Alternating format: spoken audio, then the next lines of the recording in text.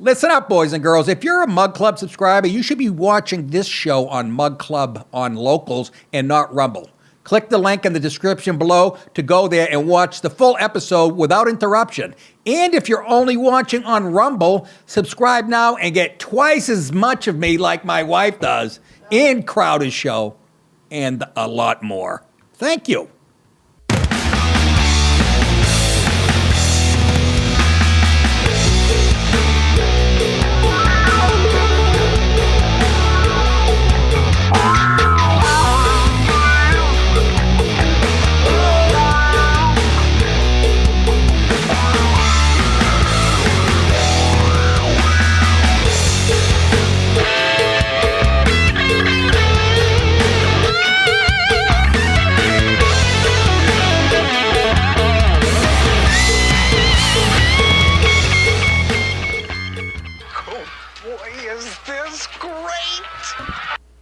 Hi.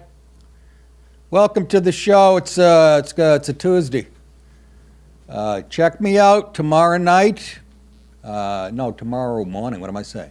On Louder with Crowder, I'll be there live in the studio with him. And Thursday night, big debate between Newsom and DeSantis, which Sean Hannity organized. So I'll be with Crowder in a studio there, and we'll be shitting all over that. It'll be terrific. I cannot wait to see how Newsom tries to defend his record.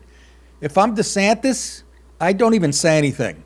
They bring up a subject, I hold up pictures of tents everywhere. Guy taking a shit in the street, dead black guy, dead Asian woman. I just do this. Then I'd hold up like, as far as, the school system where it's ranked. That's all you gotta do. I mean, I swear to God, if I had to fill in with DeSantis, I think I could win that debate.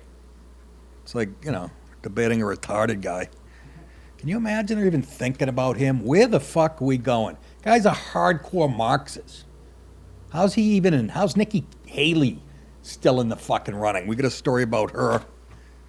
Chris Christie, that's how you know it's all bullshit. That big fat whining baby. Again. Just shitting all over Trump and really, Republicans? Really? That's what you got? I like J.D. Vance, man, the new senator from Ohio, because there's another racial story out, something called decentering whiteness, some theory that somebody came up with and wrote a book about, and his quote on X was, "I've had it with this shit." He's going to investigate the person who wrote the book and their finances. That's what I want to see. A little pushback. Fucking pussies. Speaking of pussies, my Bruins dropped their third in a row. Uh-oh. They've been hanging out. You know what? The goaltender's been carrying them. That's the deal. Now some cracks are starting to show. I'm sure they'll be fine, but it's the first time they've lost. You guys don't give a fuck. Let's talk about women's softball. There's some nice asses. You ever watch that? Too bad, in the front's a cock. Listen, that's not true, Nick. I know. Anyways, where was I? What was I talking about? Girls softball. Anyways. All right, enough of the horse shit. Let's get on with it, shall we? There are white niggers. I've seen a lot of white niggers in my time. I don't like that type of talk. As Livia Soprano used to say, I'm the only one in this family doesn't use that type of language. In our Reverse the Races segment tonight, there's a high school in Evanston, Illinois. Illinois seems to lead the way in stupidity because it's as blue as you can get. Offers a so-called affinity classes in which black and Latino... Right away you go, okay, affinity, okay, they're hiding something. In which black and Latino students, I like the way they even word it, are separated from white students. What? You heard me. I'm telling you. That's what it says. I don't want to talk to you. Get away from me. Like white people have a disease.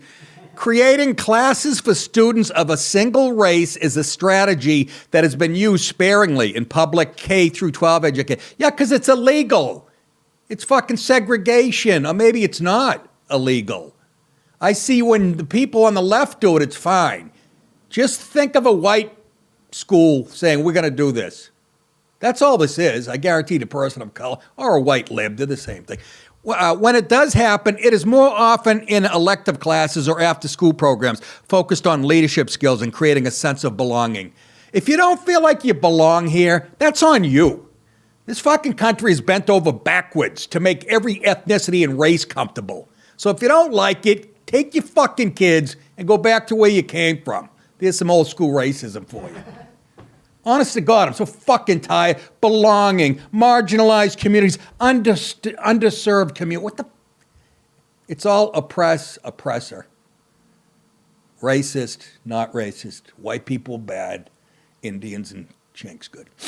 Oh, Nick, don't talk like that. I'm only kidding. Researchers have found some small improvements in grades and, okay, underline the fucking word small improvements in grades and retention from such program. In other words, the kids will show up if the kids they're hanging out look like them. That's never going to change. Get it through your heads. If you go to a school cafeteria today, it looks like a cafeteria at a prison. Black table, Asian table, white. It's just natural. So quit trying to fight it, you dinks. Other studies have shown some improved educational outcomes. Again, some. Such as graduation rates, will put up the numbers for black and Latino students taught by teachers of the same race. You know who had it right? And I say segregation now, segregation tomorrow, and segregation forever. I do not play that with any sense of guilt. Why, Nick? Well, because it's the fucking left now. Black and brown people calling for this shit. So why don't you admit you're as racist as you said George Wallace was? Maybe he wasn't. Maybe he was just smarter than you. School districts in Minneapolis, oh, there's a good example. Seattle and San Francisco, again, the same shitholes. Just take a look at those cities I mentioned. And Oakland. Anybody want to live there? They offer optional race-specific elective courses. Federal anti-discrimination laws prevent public schools from mandatorily separating students by race. But education lawyers say, whatever that is, say optional courses can comply with it. See how they cut out little niches for themselves and again, it's lawyers. A lot of times within our education system, black students are expected to conform to a white standard. Oh, poor you. Yeah, that means reading and writing and doing well. Honest to God, and showing up on time without a pencil stuck in your afro. That's what that means. Said Dina Luna, there she is, who leads Black Student Achievement Initiatives, and again, what color is she, white, in Minneapolis public schools.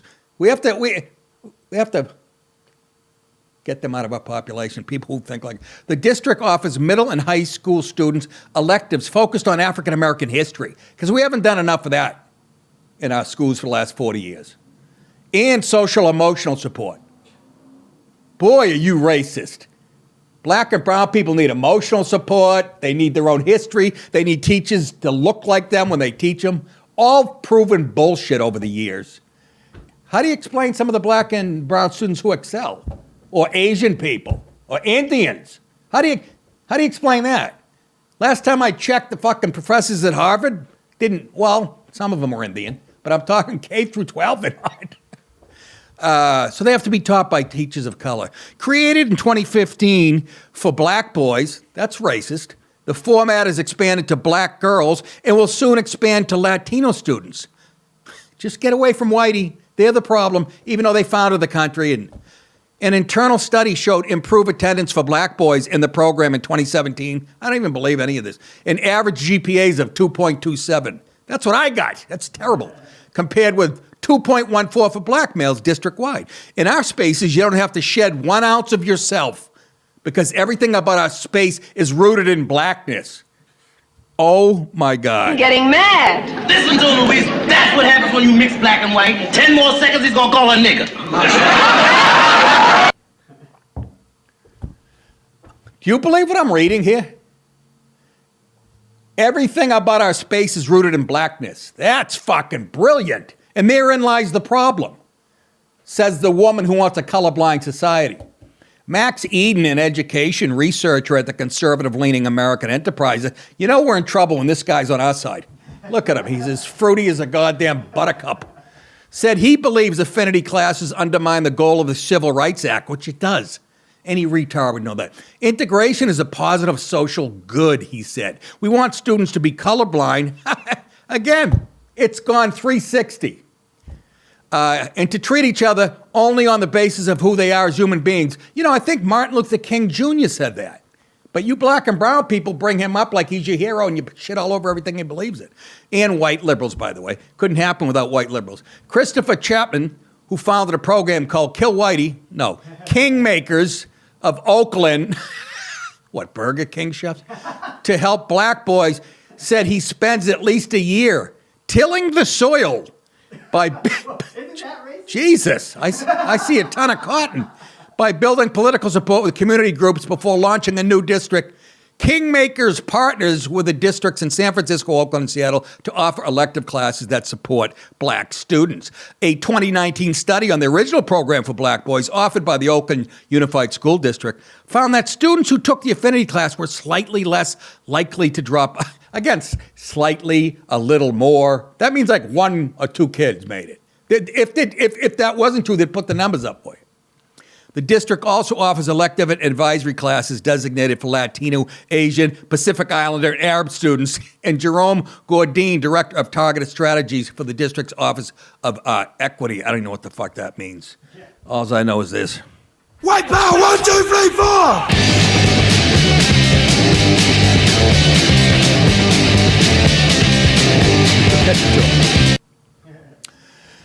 Oh, my God. I don't believe. Hey, guys, anyways, for you people watching right now, stick around for the second half of the show.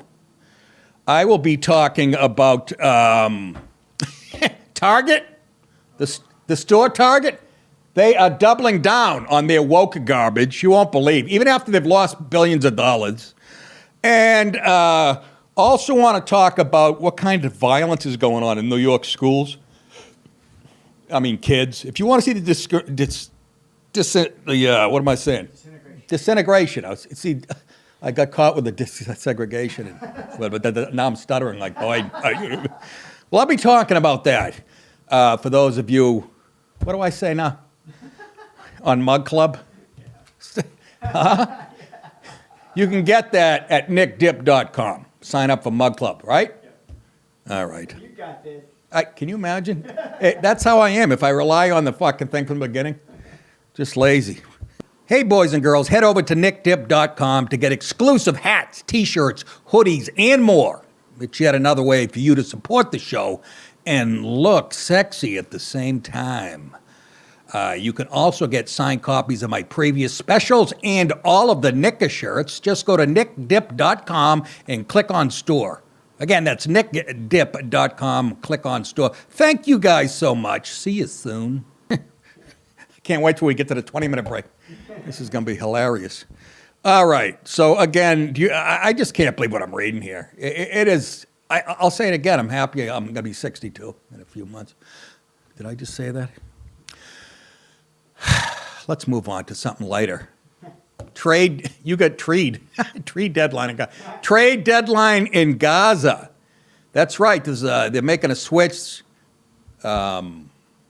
Israel's getting 2 hostages to be named later. And Hamas freed 11 more Israelis. You see how we've turned the narrative to now it's all about them? It's making it sound like they're doing good when you couldn't free somebody unless you fucking kidnapped them or are holding them hostage. You see what I'm saying? But I keep reading this and hearing it on TV. Hamas freed. That's how they do it. They distort it. Anyways, 9 children and 2 mothers yesterday. The Israeli military confirmed that the nearly dozen kidnapped victims had been handed over to the Red Cross and were making their way to Israel. God bless them. It's freedom, baby, yeah! The hostages were expected to be freed in exchange for 33 picks in the second round. Belichick moved up one. He's got a cornerback out of the Gaza Strip and a center on the West Bank who runs a 4-2. Yeah, they have a very explosive an explosive offense. They throw a lot of Hail Marys. I got a good joke here. I don't know what to do with it. But, DEI, diversity, equity, inclusion, IEDs. They confuse there's something in there. I'll dig it out later. I'll tweet it and get 11 thumbs up. The newly freed hostages were identified as Sharon Cuneo. What the hell? That sounds Spanish. 33, and her 3-year-old twins, Emma and Yuli. Karina Engel, 51 years old, and her 2 daughters, Mika, 18, and Yuval, 10. 16-year-old Amit Shani, brother and sister Sahar, 16, and Erez Calderon, 12, and brothers O.R., 16, and Yagil Yaakov, 12, the Times of Israel reported. I love their crossword puzzles. U.S. National Security Council John Kirby, spokesman and paid liar, said there was a chance 2 American women, potentially dual U.S.-Israel citizens, would be among those freed in the latest round of release. Well, today's Tuesday, and I haven't heard anything about that, but maybe. Or at least over the next 2 days, after the Palestinian terror group Hamas and Israel agreed to extend their ceasefire deal through Wednesday. It was not immediately clear if the women were among those released. And again, Biden, you'd think, look, this is how I feel about it. Everybody's going, we got to get the Americans back. Honestly, this is how I feel. I'd rather have little girls and boys of any nationality get freed before adults of any nationality. How's that for rationality? You know what I mean? I know the Americans are important. And breaking news, 5th round of hostages released to Red Cross. Don't see any mention of the American women. Oh, all right. Anyways, here's some video, and it really is sweet. Can you imagine? And they already say these kids are scarred. I just read one girl who they got back already. Her dad says she whispers now. She won't talk out loud. And that makes sense. She was traumatized. Picture you being a kid and seeing people shot up in your neighborhood. And she's hiding for her life. And now she whispers in tones, speaks in tones. The mental damage is, here's a reunion. Is this what I sent you? Because I don't recognize this, but it's good. Did I? Oh, yeah. That's me pulling into the Tennessee game. And these things are always tense. Very tense. Yeah, because you never know if those are just 2 car bombs. Well, exactly. To go off. That's the level Hamas works at. You know what I mean? Because they've proven they will blow themselves up. Or they'll get somebody else to drive it and blow it up. Right there, too. Yeah. Checkpoints. They make me nervous in this country. Okay. If the 2 American women are freed this week, they would be the 4th and 5th U.S. citizens released by Hamas since the start of the war. U.S. officials believe Hamas is also holding several American men hostage, and yeah, good luck. And hey, where's all that feminist shit? No. In Gaza, and that they are likely not to be included in the current swaps. And I'm sure black and brown people who vote Democrat are applauding that because, again, white men are the problem. With the ceasefire deal extended for 2 more days, Hamas has agreed to release a total of at least 20 more hostages, with Israel agreeing to free 1 Palestinian prisoner per hostage. I wouldn't trust these motherfuckers. Durka, Muhammad Jihad, Haka Sherpa Sherpa, Bakalau. As of Sunday, Hamas had released 58 hostages, including 40 Israeli citizens and 18 foreign nationals. On the Israeli side, officials have released 117 women and minors from its prisons. So the people they're releasing are literally have been convicted for trying to kill Jews and stabbings and shootings. Did you come back and do it again? Absolutely. The total Palestinian prisoners freed include 28 women, 2 teenage girls, and 87 teenage males. Interesting, huh? Yeah. At least 76 of the prisoners did not know what the charges against them were, according to, CNN. Yeah, so let's believe that statement. Yes, so good news for the freed. And then I read another story. There's a baby, 10 months old that they're still holding. Going into another territory. Into a different territory, just to torture the parents psychologically, the family. Are you fucking kidding me? But yeah, you go, I'll be pro-Hamas. This country's got a cancer in it, man, that needs to, I don't know how you remove it. Well, I do, but I'll be charged with genocide. I don't know how. What? You heard me. Oh, for the love of my sister's ass. Hey, guys, for those of you on Mug Club, stick around for the second half of this show. Everyone else, go to nickdip.com and join to get my full show. Steven Crowder's full show. You got Bryan Callen on that network. You got the Hodge Twins. And, of course, every Friday, Alex Jones. Not to mention the great undercover work they do, breaking stories. Honestly, if you're going to spend money on a podcast, whatever, it'll be well worth your while.